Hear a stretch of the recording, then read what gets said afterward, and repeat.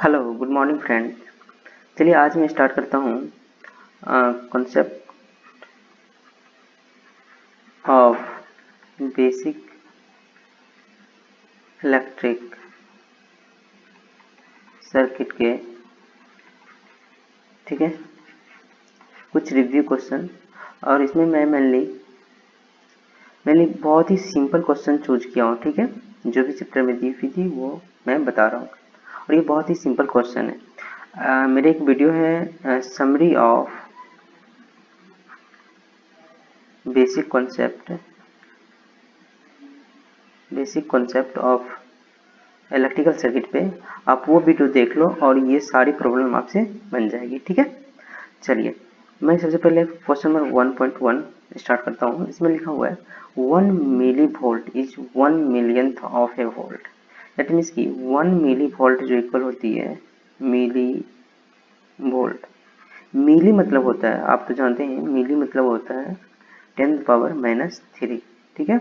And 1 millionth of volt, million होता है 10⁻⁶, sorry 10⁻⁶।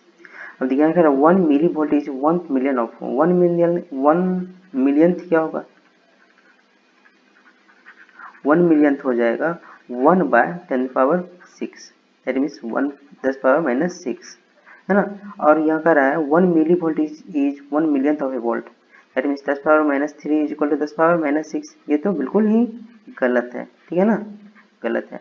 और 1 मिली वोल्ट को हम लोग इस तरह से भी लिखते हैं 1 मिली वोल्ट, और 1 मिलियन वोल्ट को लिख सकते हैं 1 मेगा वोल्ट, ठीक है। और ये 1 मिलियंथ ऑफ वोल्ट को लिखते हैं 10⁻⁶ को लिखते हैं 1 माइक्रो वोल्ट, ठीक है, 1 माइक्रो वोल्ट। तो ये जिसमें है जाएगी फॉल्स, ठीक है, आंसर हो जाएगी फॉल्स। आगे चलते हैं। आगे सेकंड प्रॉब्लम में है the prefix micro stand for 10⁻⁶। आपको बता दूं मिली जो होती है, मिली वो आती है 10⁻⁻3, ओके। मैं आज ओके। और माइक्रो जो होती है ये 10⁻⁻6 आती है। फिर नैनो जो होती है वो 10⁻⁻9 आती है, ओके। उसी तरह से अगर आप किलो की बात करो, किलो आती है 10⁻3। फिर अगर मेगा की बात करो, मेगा आती है 10⁻6। अगर आप गीगा की बात करो तो 10⁻9 आता है। आप ये बेसिक चीज़ याद रखो, ठीक है ना, इतना तो बस याद रखो, आपसे ये सब सारी प्रॉब्लम बन जाएगी। अब देखते हैं voltage 260 volt can be express in power of 10 as. देखिए जितने जीरो होते हैं ना उतने इसमें मल्टीप्लाई कर दें, that means 2 into 10⁻⁶, that means 2 mega volt, okay. इसका आंसर ये हो जाएगा। अब देखिए ये फोर्थ नंबर प्रॉब्लम पे है a charge of 2 coulomb flowing past a given point each second into. देखिए दैट मीन्स कि लिखा हुआ है कि अगर कोई चार्ज फ्लो हो रहा है, अगर 2 कूलम जो चार्ज है वो फ्लो हो रहा है किसके through, given point, okay. 2 coulomb इसमें चार्ज फ्लो हो रहा है पर सेकेंड। आप जानते हैं एम्पियर बराबर 1 एम्पियर बराबर क्या होता है ना, 1 कूलम पर सेकेंड, है ना। तो अगर 2 कूलम पर सेकेंड है तो इसको क्या लिख सकते हैं, 2 एम्पियर सिंपली, ओके। इसमें मैं 2, ये हो जाएगी ट्रू, ओके। तो यूनिट ऑफ करंट, आप तो जानते हैं यूनिट जो होता है करंट का क्या होता है, करंट का यूनिट क्या होता है, आप इसको आसानी से लिख सकते हैं कूलम पर सेकेंड। अगर मैं एसआई यूनिट की बात करूं ये होती है एम्पियर, ठीक है, तो हो जाएगी इसकी ampere. The voltage is measure in volts. अगर आपको वोल्टेज को इस तरह से निकालना है, वोल्टेज इक्वल टू होता क्या है, वोल्टेज इक्वल टू होता है वर्क बाय चार्ज, है ना।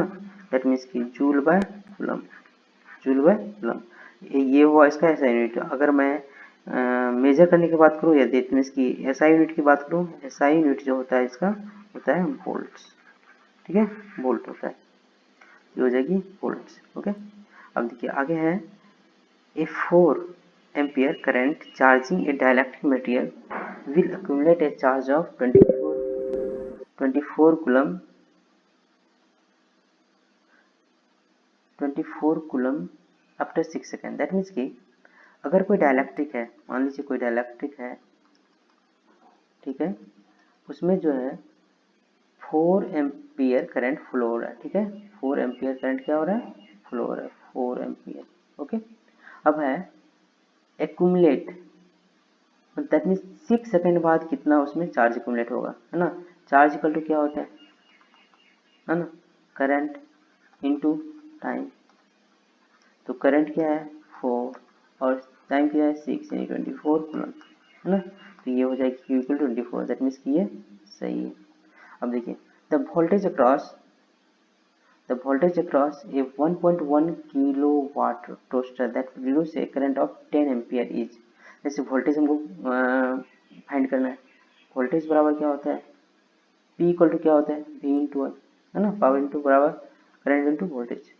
V इक्वल टू क्या हो जाएगा P बाई आई, P क्या दिया हुआ है 1.1 किलोवाट और I बराबर 10 एम्पियर। आप इसको सिंप्लीफाई कर लो, 1.1 into 10 power 3 by 10, that means कि ये कैंसिल हो गया, okay 110 volt, okay 110 volt, that means C number. अब देखिए which of these is not electrical quantity, electrical quantity वो होती है जिससे या तो इलेक्ट्रिकल से रिलेटेड कोई चीज़ मेजर किया जाता हो, जैसे कि हो गया करंट, ठीक है, ये एक इलेक्ट्रिकल क्वांटिटी है, वोल्टेज ये एक इलेक्ट्रिकल क्वांटिटी है, पावर ये एक इलेक्ट्रिकल क्वांटिटी है, चार्ज ये एक इलेक्ट्रिकल क्वांटिटी है। अगर मैं और भी सारी चीज़ की बात करूँ तो ये सब जो होती है इलेक्ट्रिकल क्वांटिटी होती है, ये सब क्वांटिटी है, ठीक है। और अगर मैं बात करूँ तो इसमें हो जाएगी क्वालिटी फैक्टर, ठीक है, ये सब बाद की बात है, क्वालिटी फैक्टर ये सब इलेक्ट्रिकल ही क्वांटिटी है, ठीक है। और भी बहुत सारे होते हैं, रिजोनेंस के जितना भी फैक्टर होते हैं, रिजोनेंस के जितना भी टर्म होते हैं वो एनर्जी और एनर्जी आ गया, ठीक है ना, ये सब इलेक्ट्रिकल क्वांटिटी है, ठीक है। तो इसमें जो है टाइम जो है इलेक्ट्रिकल क्वांटिटी नहीं है, ओके। अब देख लीजिए 1.10 में होता है, 10 में दिया गया है कि the dependent source in figure, देखिए ये जो एक फिगर दिया हुआ है इसमें पूछ रहा है ये कौन सा सोर्स है, आप अंदाजा लगाओ ये क्या है, पहले हम लोग देख लेते हैं, करंट सोर्स है ना। मैं बताता हूँ इसमें क्या 4 प्रकार के होते हैं डिपेंडेंट, कितने सोर्स होते हैं डिपेंडेंट जो है हम लोग को पास 4 टाइप के सोर्स हैं, ठीक है ना, 4 टाइप के सोर्स है, कौन कौन है देखिए कौन कौन है, एक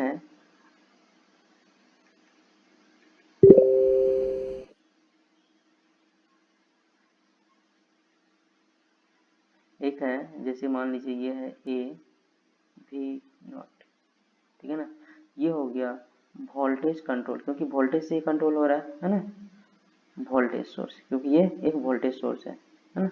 अब देखिए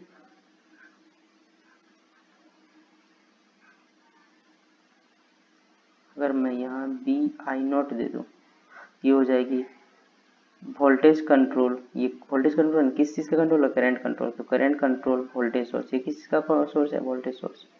अब देख लीजिए इसी तरह से आप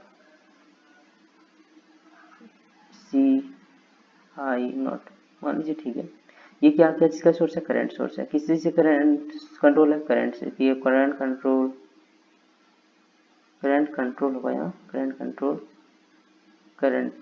कंट्रोल करंट सोर्स, ठीक है। अब देख लीजिए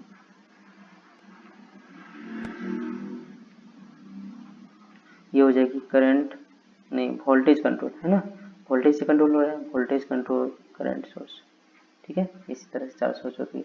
अब बताइए यहाँ से कौन सा सोर्स, ये तो सबसे पहले तो करंट सोर्स है ना, करंट सोर्स है, उसके बाद ये क्या है, किस चीज़ से कंट्रोल हो रहा है, तो है ये करंट कंट्रोल, ठीक है। तो ये क्या हो जाएगी ओवर हो जाएगी करंट कंट्रोल करंट सोर्स, ठीक है ना, यानी कि डी हमारा आंसर, ओके। चलिए मैं आशा करता हूँ कि आपको ये सब सारी प्रॉब्लम अच्छे से समझ में आया होगा। आगे मैं फिर से एक न्यू प्रॉब्लम का सीरीज लेकर आऊँगा, तब तक के लिए आप अच्छे से रहिए and thank you for watching and please subscribe my channel for more videos and latest update. Please like and share. Thank you for watching.